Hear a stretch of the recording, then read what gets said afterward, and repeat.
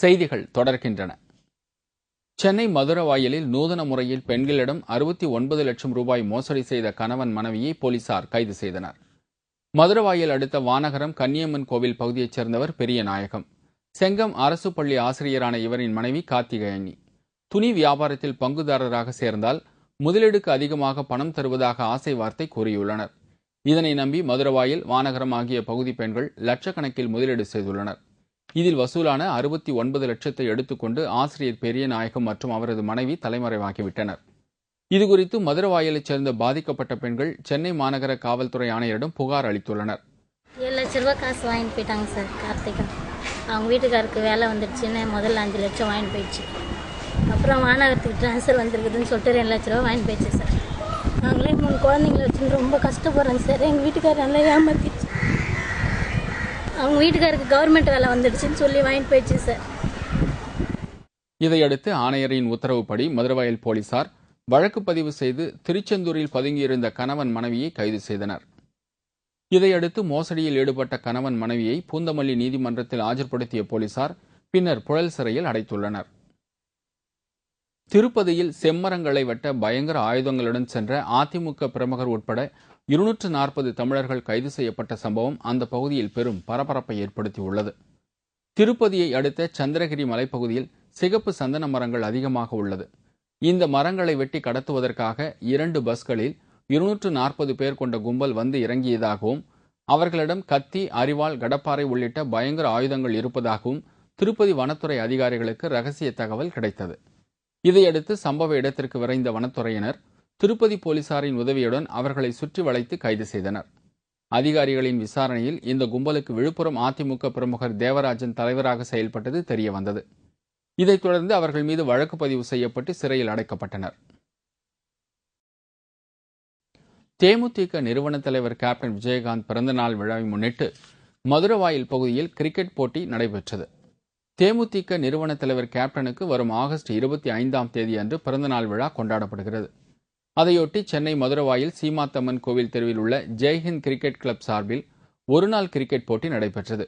போட்டியில் வெற்றி பெற்றவர்களுக்கு தேமுதிக மேற்கு சென்னை மாவட்ட செயலாளர் AM காமராஜ் சுழற் கோப்பைகளை வழங்கி பாராட்டு தெரிவித்தார். இந்த விழாவில் மதுரவாயல் பகுதி செயலாளர் தினகரன் மற்றும் கழக நிர்வாகிகள், தேமுதிக தொண்டர்கள் என ஏராளமானோர் கலந்து கொண்டனர்.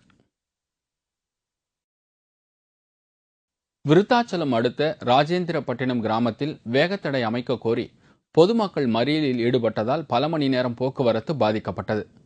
விருத்தாச்சலம் ஜெயங்கொண்டாம் தேசிய நெடுஞ்சாலை அருகே உள்ள ராஜேந்திரப்பட்டினத்தில் அடிக்கடி ஏற்படும் சாலை விபத்துகளில் பலர் உயிரிழந்துள்ளனர். தேசிய நெடுஞ்சாலை அருகே பள்ளி இருப்பதால் சாலையை கடக்கும் மாணவ மாணவிகள் விபத்துக்குள்ளாகின்றனர். நேற்று நடந்த விபத்தில் ஒருவர் படுகாயமடைந்தார். இந்த பகுதியில் வேகத்தடை அமைக்காததே தொடர் விபத்துக்கு காரணம் என கூறி கிராம மக்கள் திடீர் சாலை மறியலில் ஈடுபட்டனர்.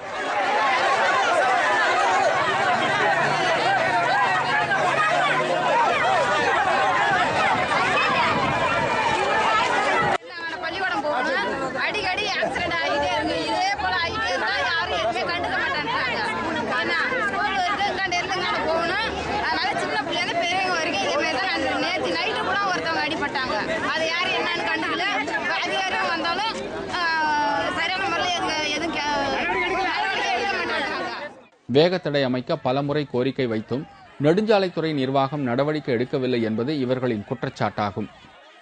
இதுகுறித்து தகவல் அறிந்த விருத்தாச்சலம் காவல் ஆய்வாளர் சீராளன் உரிய நடவடிக்கை எடுக்கப்படும் என கூறியதை தொடர்ந்து கிராம மக்கள் கலைந்து சென்றனர். கிருஷ்ணகிரி அருகே மழை வேண்டி கிராம மக்கள் ஒட்டுமொத்தமாக ஊரை விட்டு வெளியேறி வினோத வழிபாடு செய்தனர். கிருஷ்ணகிரி அருகேயுள்ள கள்ளக்குறி கிராமத்தில் சுமார் 400 குடும்பங்கள் உள்ளன. அங்கு 1500க்கும் மேற்பட்ட மக்கள் வசித்து வருகின்றனர். கள்ளக்குறி மற்றும் அதன் சுற்றுவட்டார பகுதிகளில் நீண்ட நாட்களாக மழை பெய்யவில்லை என கூறப்படுகிறது. 30 வருடங்களுக்கு முன்பு மழை வேண்டி கிராமத்து பெரியவர்கள் ஒன்று கூடி ஊரை காலி செய்துவிட்டு முனியாண்டி சுவாமிக்கு பொங்கலிட்டு வழிபட்டு ஊர் திரும்பிய போது மழை பெய்ததாக கூறப்படுகிறது. தற்போது அங்கு வறண்ட நிலை ஏற்பட்டுள்ளதால் பழைய பாணியை கடைபிடித்துள்ளனர். அதன்படி நேற்று அந்த கிராம மக்கள் ஒட்டுமொத்தமாக ஊரை விட்டு வெளியேறி முனியாண்டி சுவாமிக்கு பொங்கல் படையலிட்டு பூஜை செய்து மாலையில் ஊர் திரும்பினர்.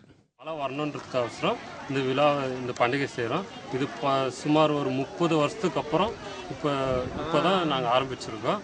இந்த மழை வரணுன்றதுக்கோசரம் நாங்கள் இதெல்லாம் பண்ணிக்கிட்டு இருக்கோம். இதேபோல் சென்னை திரிசூலத்தில் உலக அமைதிக்காக மழை வேண்டி ஏராளமான பெண்கள் முளைப்பாரி ஏந்தி ஊர்வலமாக சென்று ஸ்ரீ வாசு மாரியம்மன் திருக்கோவிலில் நேர்த்திக் கடனை செய்தனர். இந்த விழாவில் மேளதாளம் முழங்க கும்மி பாடல்களை பாடி பக்தர்களை பரவசத்தில் ஆழ்த்தினர்.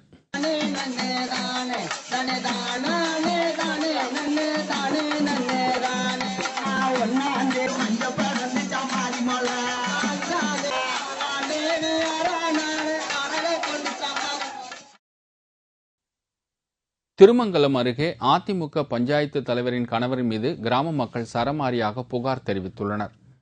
அங்குள்ள கப்பலூர் கிராமத்தில் செல்வி என்பவர் அதிமுக பஞ்சாயத்து தலைவராக இருந்து வருகிறார். அவருடைய கணவர் பரமசிவம் தான் அனைத்து நிர்வாகத்தையும் செய்து வருகிறார். இவர் கிராமத்திற்கு ஒதுக்கப்படும் நிதியில் பல்வேறு முறைகேடுகள் செய்து வருவதாக கூறப்படுகிறது. கப்பலூர் 6வது வார்டு பகுதியில் கடந்த சில நாட்களாக குடிநீர் குழாயில் கழிவுநீர் கலந்து துர்நாற்றத்துடன் வருகிறது. இதனால் மக்களுக்கு கொடிய நோய் உண்டாகும் நிலை ஏற்பட்டுள்ளது. இது பற்றி தட்டி கேட்ட அந்த பகுதி மக்களுக்கு பரமசிவம் மிரட்டல் விடுத்தது பரபரப்பை ஏற்படுத்தியுள்ளது. வேலை பார்க்க சொல்லியாச்சு, உடனே வேலைக்கு ஆள் கிடைப்பாங்களா? கிடைக்க மாட்டாங்களா? நாளைக்கு காலையில பாக்குறோம். பெரிய விஷயம் இல்ல. இதே பிரபஞ்சம் இந்த பதிமூணு சொன்னாங்களே, ஒரு வாரம் கூட ஆகட்டும். லாரியில தண்ணி கொடுத்தாங்களா?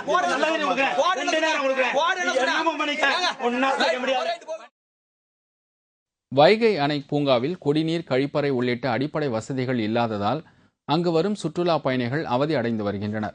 ஆண்டிப்பட்டி அருகே உள்ள வைகை அணையின் 2 புறங்களிலும் பூங்காக்கள் அமைந்துள்ளன. தமிழகத்திலிருந்து அனைத்து மாவட்டங்களிலிருந்தும் சுற்றுலா பயணிகள் இங்கு வந்து அணையை பார்வையிட்டு பூங்காவில் விளையாடி இளைப்பாரி செல்வது வழக்கம். இந்த இரு பூங்காவிலும் அடிப்படை வசதிகளான குடிநீர், கழிப்பறை வசதிகள் இல்லாததால் அங்கு வந்து செல்லும் சுற்றுலா பயணிகளின் கடும் அவதிக்கு ஆளாகியுள்ளனர். வைகை அணை பூங்காவில் அடிப்படை வசதிகள் செய்து தர கோரி மாவட்ட நிர்வாகத்திற்கு சுற்றுலா பயணிகள் கோரிக்கை விடுத்துள்ளனர். சிதம்பரம் அண்ணாமலை பல்கலைக்கழகத்தில் ஊழியர்கள் சங்க தேர்தல் நடைபெற உள்ளது. அதையொட்டி வேட்பாளர்கள் அரசியல் கட்சிகளை மிஞ்சும் அளவிற்கு மெகா சைஸ் பேனர்களை வைத்து பரபரப்பை ஏற்படுத்தியுள்ளனர். சிதம்பரத்தில் உள்ள அண்ணாமலை பல்கலைக்கழகத்தில் 3 ஆண்டுகளுக்கு ஒருமுறை ஊழியர்கள் சங்க தேர்தல் நடைபெறுவது வழக்கம். அதில் 10,000த்திற்கும் மேற்பட்ட பல்கலைக்கழக ஊழியர்கள் வாக்களித்து ஊழியர் சங்க தலைவர், பொதுச் செயலாளர் உட்பட நிர்வாகிகளை தேர்ந்தெடுப்பார்கள். இந்நிலையில் இந்த ஆண்டு நடக்கும் தேர்தலில் தலைவர் பதவிக்கு தற்போதைய தலைவர் மனோகர் 1வது அணியும், மதியழகன் 2வது அணியிலும் போட்டியிடுகின்றனர். மேலும் பொதுச் செயலாளர், பொருளாளர் உட்பட 30 பதவிகளுக்கு போட்டி நடைபெறவுள்ளது. அதனால் அங்கு கடும் போட்டி நிலவுவதால் வேட்பாளர்கள் தீவிர வாக்கு சேகரிப்பில் ஈடுபட்டுள்ளனர். இதனிடையே பல்கலைக்கழக வளாகம், பேருந்து நிலையம் உள்ளிட்ட இடங்களில் அரசியல் கட்சியினரை மிஞ்சும் அளவிற்கு மெகா சைஸ் பேனர்களை வைத்து பரபரப்பை ஏற்படுத்தியுள்ளனர். பொன்னேரி அருகே தனியார் பள்ளியின் அலுவலக பூட்டை உடைத்து 2 லட்சம் ரூபாய் கொள்ளையடிக்கப்பட்ட சம்பவம் பரபரப்பை ஏற்படுத்தியுள்ளது. மாதர்பாக்கத்தில் உள்ள தனியார் மெட்ரிகுலேஷன் பள்ளியில் தற்போது மாணவர் சேர்க்கை நடைபெற்று வருகிறது. மாணவர்களிடமிருந்து பெறப்படும் கல்வி கட்டணத்தை பள்ளியில் உள்ள அலுவலக லாக்கரில் தாளாளர் எட்வின் ராஜ் பூட்டி வைத்ததாக கூறப்படுகிறது. நேற்று வழக்கம் போல அலுவலகத்திற்கு சென்றபோது அலுவலகத்தின் பூட்டும் உள்ளே உள்ள லாக்கரின் பூட்டும் உடைக்கப்பட்டிருப்பதைக் கண்டு அதிர்ச்சி அடைந்துள்ளனர். உள்ளே சென்று பார்த்தபோது அங்கு வைக்கப்பட்டிருந்த 2 லட்சம் ரூபாய் கொள்ளையடிக்கப்பட்டுள்ளது தெரிய வந்தது. ஒரு கான்வென்ட் இருக்கு, அதில் நைட் யாரோ வந்து கொள்ளையடிச்சு போயிட்டாங்க. இது வந்து இப்போ போலீஸ் வந்து விசாரணை பண்ணியிருக்காங்க. 2 லட்ச ரூபா போயிடுச்சுன்னு சொல்றாங்க. இது குறித்து வழக்கு பதிவு செய்த போலீசார் தீவிர விசாரணை மேற்கொண்டு வருகின்றனர்.